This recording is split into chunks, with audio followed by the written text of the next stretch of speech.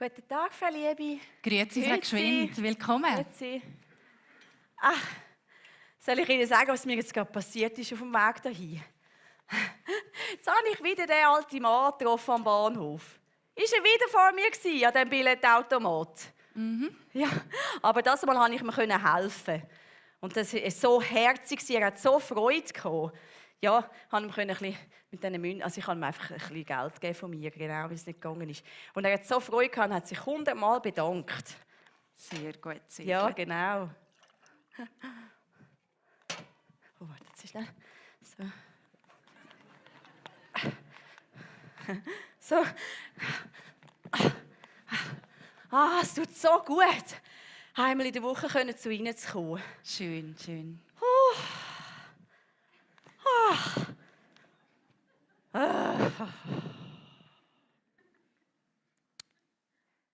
Gut.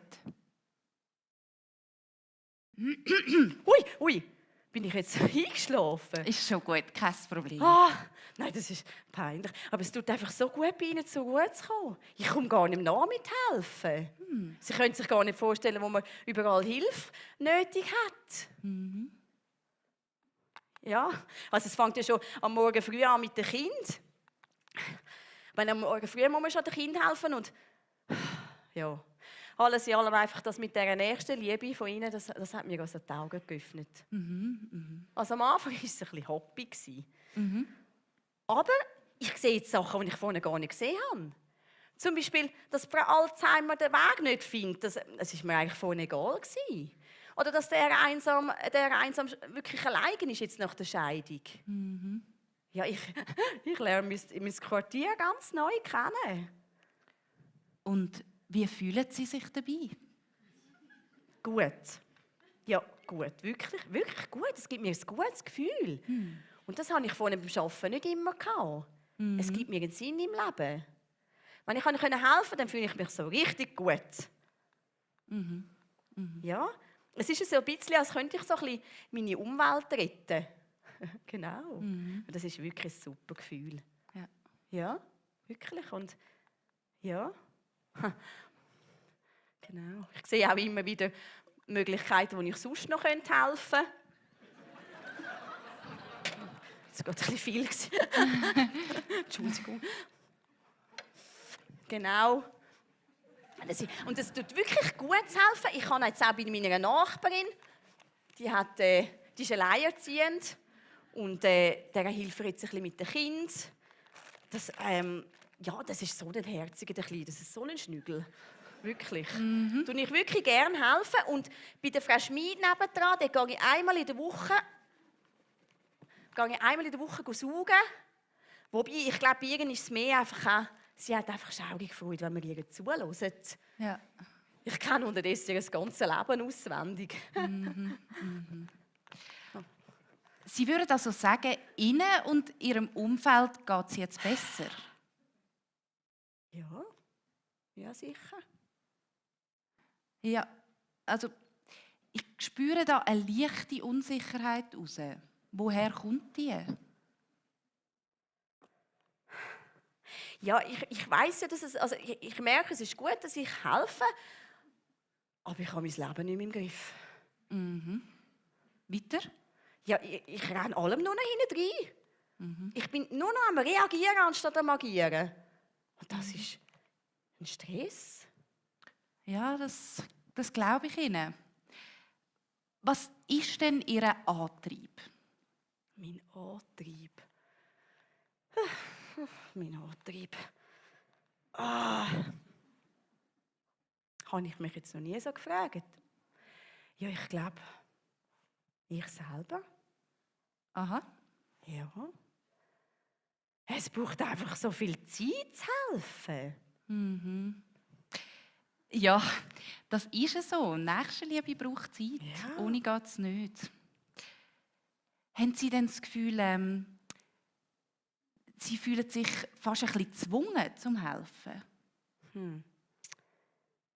Ja, vielleicht manchmal. Wobei, es kommt ja dann auch etwas zurück. Ja, vielleicht ist es eben mehr dann, wenn nichts zurückkommt. So keine Dankbarkeit. Ja. Gut, ich fasse das Ganze einmal zusammen. Das Helfen tut ihnen gut und es gibt ihnen einen Sinn im Leben. Aber manchmal ist es auch fast ein bisschen zu viel, besonders dann, wenn sie keine Dankbarkeit spüren. Ja, genau. Ja. Haben Sie denn das Gefühl, Sie wissen, was die Menschen um sie herum brauchen? Ja, das spüre ich sehr gut. Ja. Ja. Frau Gschwind, könnten Sie mir einen Gefallen machen? Ja, sicher. Könnten Sie mir nicht bitte das Küssi da wieder wegnehmen, weil ich komme wirklich Rückenweh über von dem. Entschuldigung, tut mir leid. Ja, danke leid. vielmals. Und das ist übrigens eine Kunstpflanze. Oh, okay. Entschuldigung. Nicht so schlimm. Entschuldigung. Lassen Sie es nur. Alles gut. Und das Wasser, das mit dem Wasser ist auch gut, weil ich wirklich mehr trinken. Ja. Danke. Nur Mut, Frau Gschwind. Machen Sie weiter so, gehen Sie den Weg weiter. Wir sehen uns nächste Woche wieder. Sie haben sich da auf eine spannende Reise gemacht.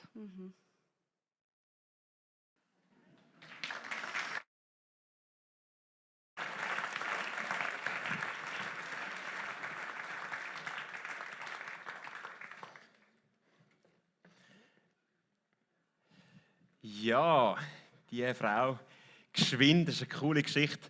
Wenn ihr die letzten 2 Predigten verpasst habt, würde ich euch ermutigen, die noch nachzuhören. Es lohnt sich nur schon wegen dem Theater, um zu sehen, wie das Ganze dann überhaupt zustande gekommen ist mit der Frau Gschwind. Ich habe mich vorher gar nicht vorgestellt. Mein Name ist Joel Stählin, ich bin der Kids- und Jugendpastor da bei uns in der GVZ Zürich-Oberland und ich habe heute Morgen das Privileg, die nächsten paar Minuten mit euch zu verbringen. Wie es üblich ist bei den Kids und bei den Teens, ist es manchmal chaotisch. Es kann sein, dass noch mal etwas umgeht heute Morgen. Mal schauen. Vielleicht kommt das gut. Genau. Wir sind in einer Serie über Nächstenliebe. Und als Zentrum von dem Ganzen haben wir das Gleichnis vom barmherzigen Samariter. Das ist ein Beispiel, das Jesus gebraucht hat, um etwas zu erklären.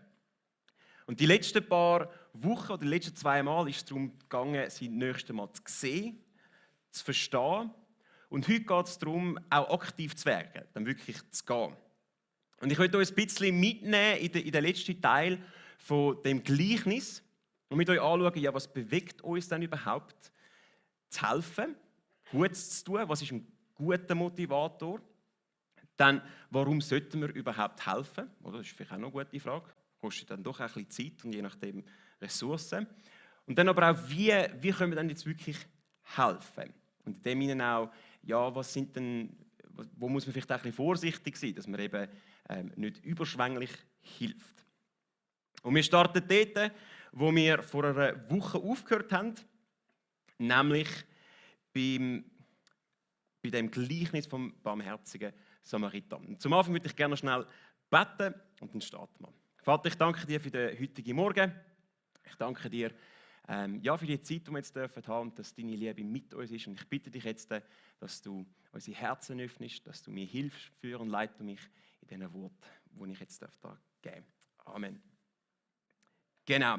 Falls ihr die letzten 2 Wochen nicht rum waren, ganz eine kurze Zusammenfassung. Das Szenario ist folgendes: Es ist ein Gesetzeslehrer, wo Jesus mal gefragt hat, hey, was muss ich machen, damit ich ewiges Leben bekomme? Und der Gesetzeslehrer, er war ein bisschen sneaky, er hat eigentlich versucht, Jesus irgendwie reinzulegen, dass er etwas Dummes sagt. Aber Jesus sagt keine dumme Sachen und das hat er relativ schnell gemerkt dann. Weil Jesus hat mit einer Gegenfrage geantwortet. Er hat gefragt, ja, was sagt denn das Gesetz? Und der Gesetzeslehrer dann so, ja, okay, Moment, muss schon überlegen, Scheibe, jetzt ist der Ball bei mir. Ja, lieb Gott, lieb deine Mitmenschen wie dich selber. Jesus hat gefunden, das war eine super Antwort. Sehr gut, du hast es verstanden, mach das. Und der Gesetzeslehrer hat sich versucht, irgendwie doch noch ein bisschen rauszuschwätzen oder nochmal Jesus zu versuchen zu tüpfen. Und er hat gefragt, ja, wer sind denn meine Mitmenschen? Und Jesus fängt an, das Gleichnis zu erzählen von dem barmherzigen Samariter. Und das zuerst war mal ein Mann, er startet mit dem, der auf der Reise war und dann überfallen worden ist. Und irgendwo jetzt wirklich der Bezug gerichtet im Strassengraben liegt.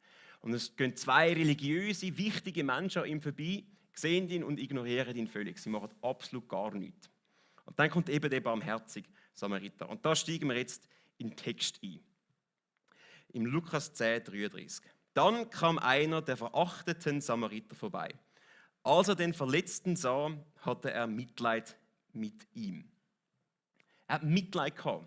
Und wir sehen da die Motivation vom barmherzigen Samariter, warum er das überhaupt gemacht hat. Und im Griechischen ist das Wort esplankniste. Jawohl, wir sind alle froh, gibt es deutsche Übersetzungen, weil auf Griechisch würde ich nicht weit kommen. Ich könnte 2 Zeilen weit. Genau, zum Glück haben wir deutsche Übersetzungen. Das Wort kommt ganze 12 Mal vor im Neuen Testament. Und es wird praktisch ausschließlich verwendet, um Jesus zu beschreiben. Jesus hat eine Gruppe von Menschen gesehen und er hat Mitleid mit ihnen gehabt. Jesus hat 2 Blinde gesehen und er hat Mitleid mit ihnen gehabt. Oder Jesus hat eine kranke Frau gesehen und er hat Mitleid mit ihr gehabt. Und es hat ihn bewegt, etwas zu machen. Und da hat Griechisch etwas, das wir im Deutschen nicht kennen.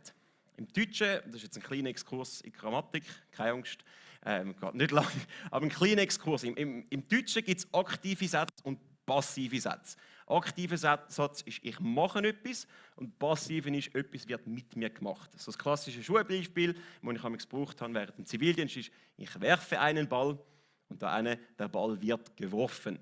Das eine ist aktiv, das andere passiv. Im Griechischen gibt es etwas zwischen ihnen, das nennt sich das Medial. Wer hätte gedacht, dass man am Sonntagmorgen noch Griechisch lernt? He?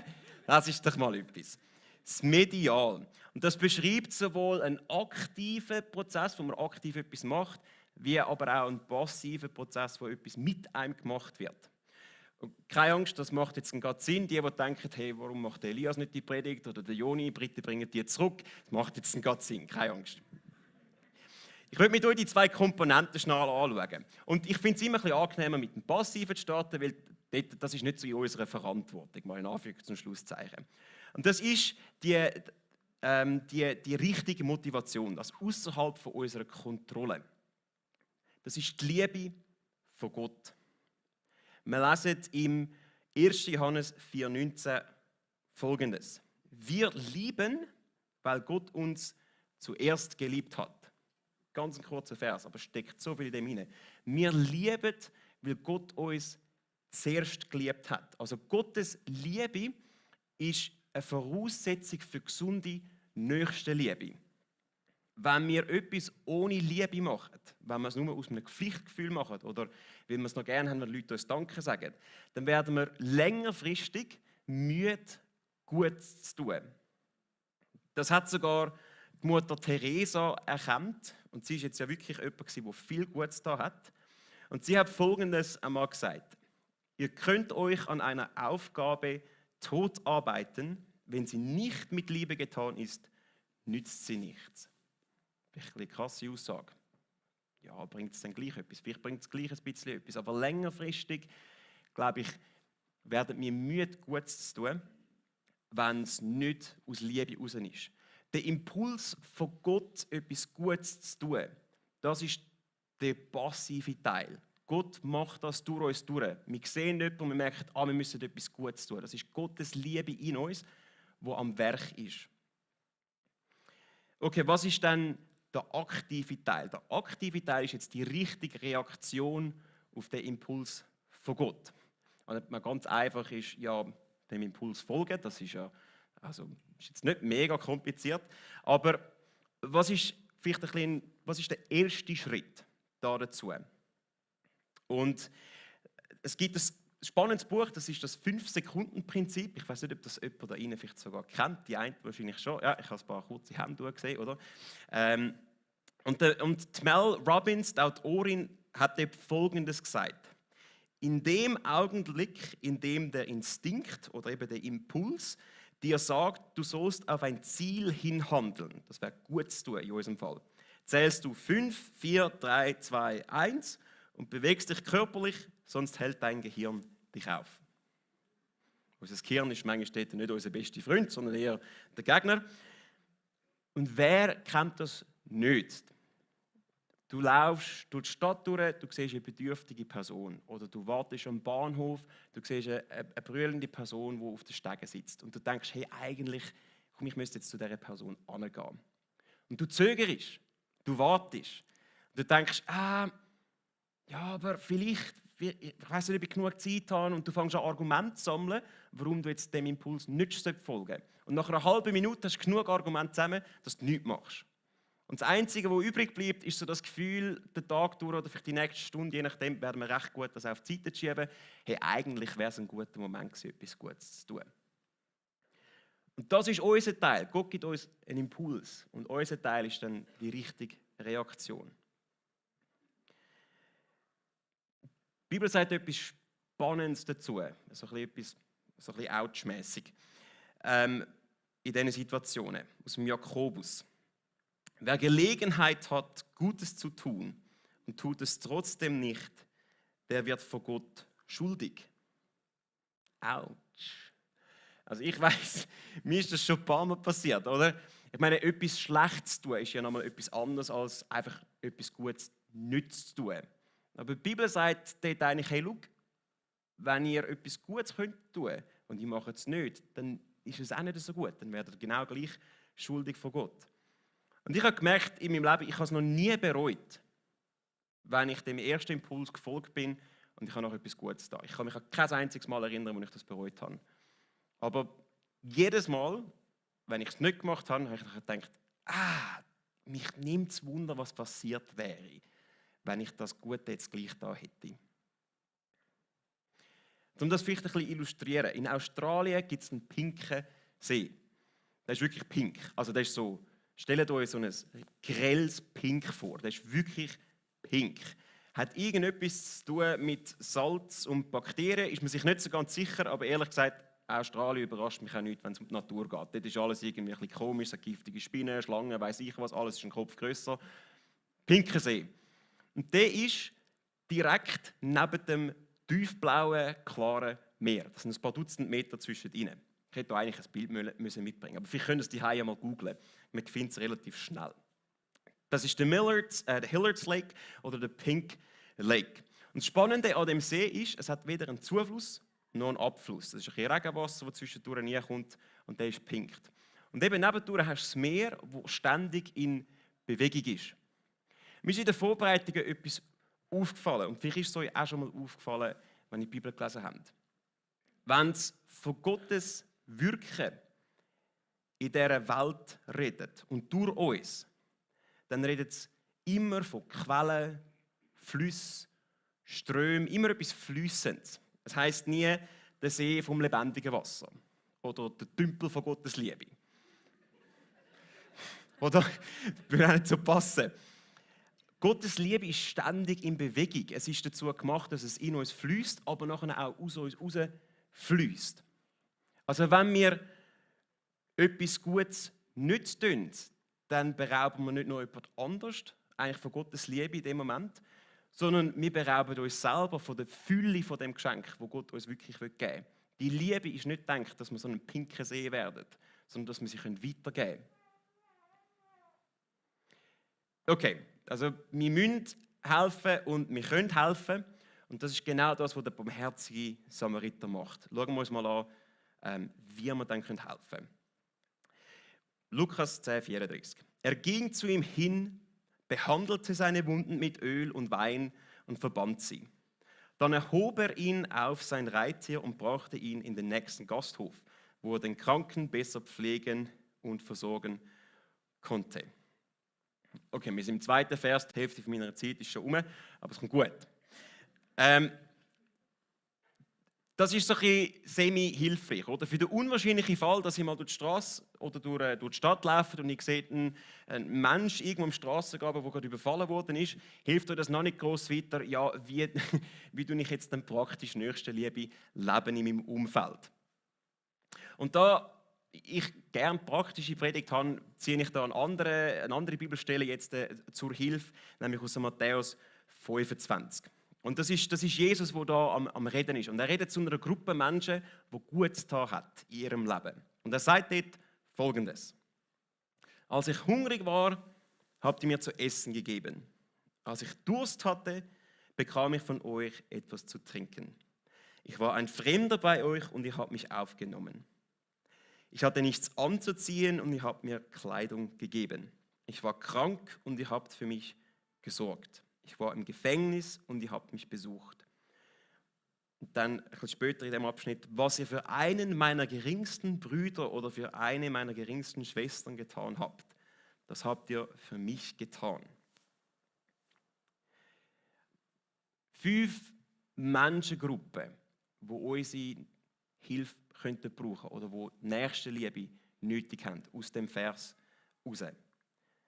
Das erste sind hungrige und durstige Menschen.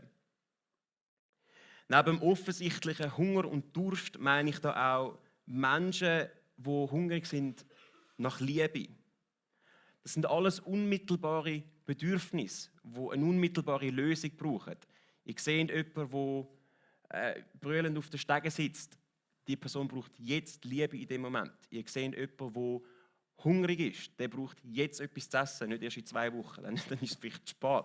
Oder jemand, der durstig ist, braucht jetzt Wasser. Ihr könnt euch vielleicht selber ein Beispiel erdenken aus eurem Alltag, aus eurer Woche, wo ihr schon mal jemanden gesehen habt und gemerkt habt, hey, dieser Person muss ich jetzt helfen. Und ihr habt es vielleicht gemacht oder eben, vielleicht ist euer Gehirn ein bisschen auf der stärkeren Seite und habt genug Argumente gefunden, um es nicht zu machen. Setzt euch das eigene Beispiel ein für die hungrigen und durstigen Menschen. Da gibt es fremde Menschen, das ist die zweite Menschengruppe. Es sind Menschen, die von niemandem gesehen werden. Menschen, die sich einsam fühlen, vielleicht als Aussenseiter und warten eigentlich darauf, dass sie endlich mal jemanden anspricht oder jemand mit ihnen mal abmacht oder mal auf sie zukommt. Und das müssen nicht mal einzelne Menschen sein, das können auch Ehepaare sein, das können ganze Familien sein. Vielleicht jemand, der immer ein bisschen einsam sitzt, im Gottesdienst oder im Foyer nachher. Vielleicht eine neue Familie, die gerade in die Nachbarschaft gezogen ist. Meine Frau und ich haben jetzt gerade gezügelt. Und am ersten Tag sind einfach ein paar von den Nachbarn gekommen und haben Hoi gesagt. Hey, wir haben uns so geliebt gefühlt. Und jetzt, letzte Woche haben wir gerade irgendein Körbchen von einem anderen Nachbar bei uns gehabt. Und wir haben das Gefühl gehabt, wir sind aufgenommen. Wir müssen gar nicht so weit suchen, glaube ich, um fremde Menschen in unserem Umfeld zu finden. Wenn wir uns ein bisschen aktiv mit unserem Umfeld beschäftigen, dann finden wir ganz schnell Menschen, wo wir merken, hey, die müsste ich für mal ansprechen. Das wäre doch eine Idee. Fremde Menschen, die zweite Menschengruppe. Die dritte Menschengruppe sind die ohne Kleider. Das sind entblößte Menschen. Und das sind Menschen, die ihrer Würde beraubt worden sind. Menschen, die ungerecht behandelt oder vielleicht als etwas Geringeres behandelt werden. Und das muss nicht mal unbedingt verschiedene Menschengruppen sein, wie es in der sozialen Gerechtigkeit manchmal zu und her geht. Das kann viel näher sein. Das kann Mobbing auf dem Schulplatz sein. Das können starke Hierarchiestufen im Geschäft sein, wo die unterste Schicht einfach auch nicht gleich gut behandelt wird. Und was auf den sozialen Medien abgeht, von dem müssen wir gar nicht erst anfangen. Also das ist manchmal wirklich traurig, wie unmenschlich Personen behandelt werden. Und dort haben wir eine Möglichkeit, um auf diese Personen zuzugehen, ihre Würde wiederherzustellen. Als Christen glauben wir, dass jeder Mensch in sich einfach mal würdig ist, weil er von Gott geschaffen worden ist, einzigartig. Und manchmal braucht es aber auch, dass wir öffentlich vielleicht für Gerechtigkeit aufstehen, gerade in einer Gruppe etwas ansprechen. Und da ist ein kleines Beispiel in den Sinn gekommen. Wir waren Anfang Jahr in Amerika und haben die Familie von meiner Frau besucht. Sie ist eine Amerikanerin.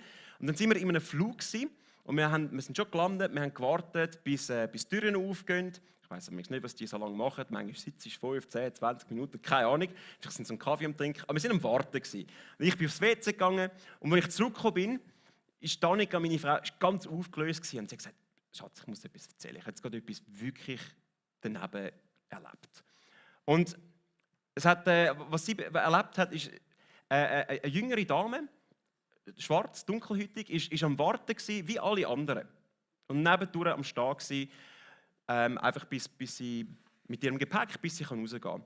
Und dann ist ein älterer Herr aufgestanden und hat sie einfach auf die Seite geschoben. Und so wirklich so ruppig, nicht so, Entschuldigung, ich muss schnell mein Gepäck oder so, sondern wirklich einfach auf die Seite gestoßen. Und ein bisschen brüskiert hat sie dann gefragt, ja, sorry, was ist dein Problem? Und er hat gesagt, du bist mein Problem.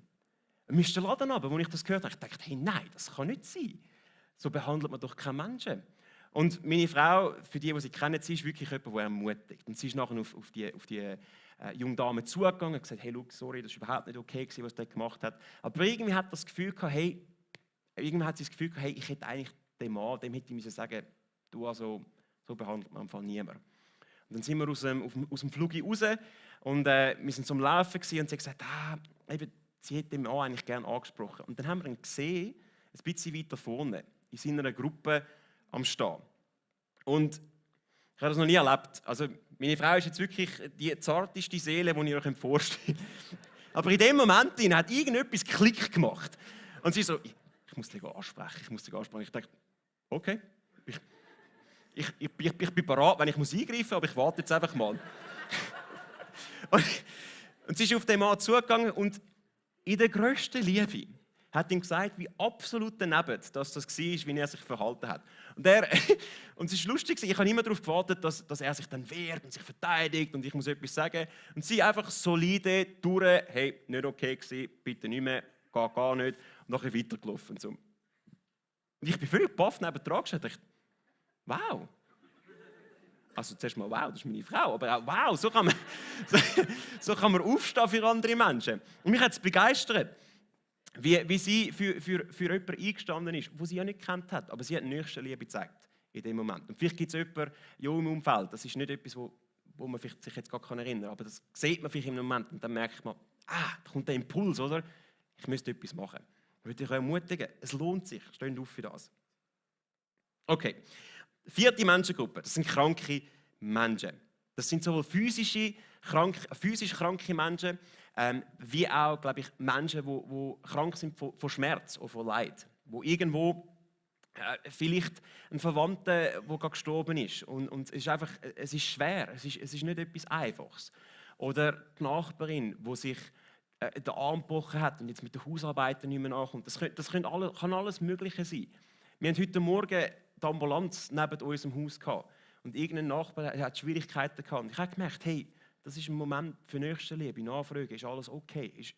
Kann mir irgendetwas helfen? Auf dem Weg in die Kirche, oder? Man muss gar nicht weit schauen, bis man Menschen in Not sehen. Und ich glaube, gerade bei denen, die Schmerz oder die Leid haben, dort müssen wir uns auch gut abgrenzen. Wir sind, also die einen von euch vielleicht, aber die meisten von uns sind keine Seelsorger. Aber gleich, glaube ich, können wir alle mit einem offenen Ohr und mit einem offenen Herz oder einem ehrlichen Interesse dienen. Die letzte Menschengruppe, das sind gefangene Menschen. Menschen, die gefangen sind in Sucht, in Gedankenmuster, aber auch Menschen, würde ich dazu zählen, die noch nie die Liebe Gottes haben erfahren, die noch nie mit dieser freisetzenden, absolut grandiosen Liebe von Jesus in Berührung gekommen sind. Und ich glaube, spätestens da kennen wir alle so Menschen in unserem Umfeld. Hey, und wir haben eine Hoffnung, die wir weitergeben dürfen. Wir wissen, Jesus kann Licht bringen in jede Situation und es kann jede Situation verändern. Vielleicht nicht gerade zack, sofort, oder die Situation ist gerade gelöst, aber gleich so eine Hoffnung, eine Zuversicht, wo man sagen kann, hey, schau, da haben wir eine Möglichkeit, zu proklamieren, was die Bibel uns mitgibt, Versprechen mit auf den Weg zu geben. Meine Frage da, geben wir das Licht weiter oder werden wir vielleicht eher zu einem pinken See und wir behalten das alles für uns? Eben, es ist gedacht zum Weitergeben. Ich habe noch 2 Punkte am Schluss. Das eine ist eine Ermutigung und das andere ist eher ein Wort von der Vorsicht. Die Ermutigung ist die meisten von uns haben gemerkt, okay, mit dieser Liste, es wird uns etwas kosten. Wenn wir das Ding mit der Nächstenliebe ernst nehmen, dann wird es uns etwas kosten. Es wird uns Zeit kosten, es wird uns vielleicht Geld kosten, es wird uns Ressourcen kosten. Und ein natürlicher erster Gedanke, und für den muss man sich gar nicht erst schämen, ist ja, was ist denn mit mir? Also, weißt, wie viel kann ich denn geben, bevor es ungesund wird? Und ich glaube, die Bibel verspricht, oder die Bibel sagt, hey, bis weise. Wenn ich alles weggebe und dafür meine Familie nicht mehr ernähren kann, weiss ich jetzt nicht, ob das so weise ist. Und gleich, glaube ich, gibt es ein cooles Versprechen, das ich euch so noch mit auf den Weg geben will. Das ist Matthäus 6, 33. Und Jesus sagt er Folgendes: Trachtet aber zuerst nach dem Reich Gottes und nach seiner Gerechtigkeit. Und dies alles wird euch hinzugefügt werden. Und mit dies in den vorherigen Versen meint er genau die essentiellen Lebenssachen. Essen, Trinken, Kleider und so weiter. Und Gott setzt uns frei, zum Gutes zu tun. Das würde ich euch mit dem Vers mit auf den Weg geben. Wenn wir Gutes tun, dann müssen wir uns keine Sorgen machen, dass wir zu kurz kommen. Gott verspricht: Hey, keine Angst, ich werde für euch sorgen. Es ist wichtig, dass der Vers nicht unsere Motivation bekommt, oder? Die Motivation ist die Liebe von Gott, aber seine Versorgung ist unsere Provision. Die Motivation und Provision von Gott. Und das Wort zu der Vorsicht zum Schluss, dass wir nicht ein bisschen dort landen wie Frau Schnell vielleicht. Wir lesen nämlich noch weiter in dem Gleichnis. Am folgenden Tag, als er weiterreisen musste, gab er dem Wirt 2 Silberstücke aus seinem Beutel und bat ihn: Pflege den Mann gesund. Sollte das Geld nicht reichen, werde ich dir den Rest auf meiner Rückreise bezahlen. An dem Punkt geht der barmherzige Samariter weiter. Er fühlt sich nicht verantwortlich, das ganze Leben von dem Menschen zu retten, sondern er kann sich auch gut abgrenzen. Und ich glaube, Nächstenliebe heisst nicht, dass wir unsere Selbstaufopferung verlieren und plötzlich keine Zeit mehr für uns selber haben oder keine Liebe mehr für uns selber haben, oder? Das heisst, liebe deinen Nächsten wie dich selbst, das ist auch wichtig und über das haben wir gerade eine Serie auch gehabt, wenn ihr dort noch ein bisschen mehr reinschauen wollt. Aber wenn wir über den Auftrag, über den Impuls von Gott drüber gehen, dann kann es gut sein, dass wir uns selber und vielleicht auch anderen Menschen schaden. Wie ein bisschen Frau Liebe mit der Frau Schnell mit der Frau Liebe und dem Küssi. Ja, das war zwar gut gemeint, aber es war nicht gut zu tun in dem Moment. Das war eher das Gegenteil. Und manchmal ist gut gemeint das Gegenteil von etwas Gutem tun. Und da müssen wir immer wieder auf den Anfang zurückkommen, auf unser Esplanknistei. Ich kann einfach noch mal das griechische Wort brauchen. Das bewegt werden innerlich und das Bewegen, die Motivation muss die Liebe Gottes sein, schlussendlich. Und wir müssen uns immer wieder mal fragen, wenn wir vielleicht mit jemandem länger unterwegs sind: Hey, ist die Liebe Gottes immer noch meine Hauptmotivation? Oder ist es vielleicht, dass ich es noch cool finde, gebraucht zu werden? Ist es vielleicht noch, dass ich es schätze, wenn Leute mir Danke sagen? Und da würde ich sagen, sind wir mutig, Gutes zu tun, aber sind wir auch mutig, uns abzugrenzen, wenn wir Gutes da haben, wenn unser Auftrag erfüllt ist. Kommen wir zum Schluss.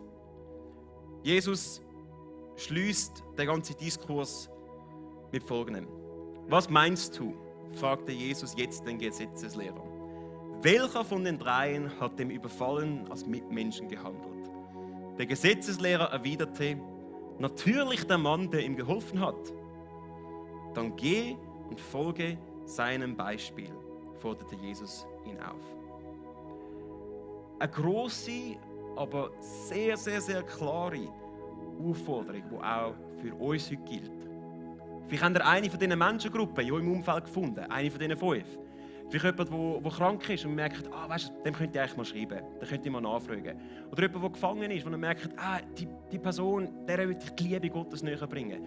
Oder sonst irgendjemand. Und ihr merkt: okay, da muss jetzt etwas passieren. Ihr habt jetzt den Impuls verspürt. Dann würde ich euch die Ermutigung von Jesus weitergeben. Oder die Aufforderung. Dann geht und folgt dem Beispiel vom barmherzigen Samariter. Und ich möchte noch beten zum Schluss. Und ich lade die Band ein. Wir werden auch noch ein Gebetsteam während dem Worship haben, wo ich gehen darf und für euch beten lassen. Kommt, nehmt Gebet in Anspruch. Das ist grandios. Vater, ich danke dir, hast du uns zuerst geliebt. Es ist deine Liebe, die uns freisetzt und deine Versorgung, die uns freisetzt, einfach grenzenlos zu lieben. Und ich bitte dich, Herr, dort, wo jetzt Menschen gemerkt haben: ich habe jemanden in meinem Umfeld, wo genau so Nächstenliebe Bedarf hat, bitte ich dich um Mut, einen Schritt zu machen. Ich bitte dich um Mut für uns alle in unserem Alltag, dass wir deine Liebe weitergeben dürfen, dass wir so ein Licht dürfen sein in dieser Welt und einen Unterschied dürfen machen. Dein Reich dürfen weiterbringen. In deinem Namen Jesus. Amen.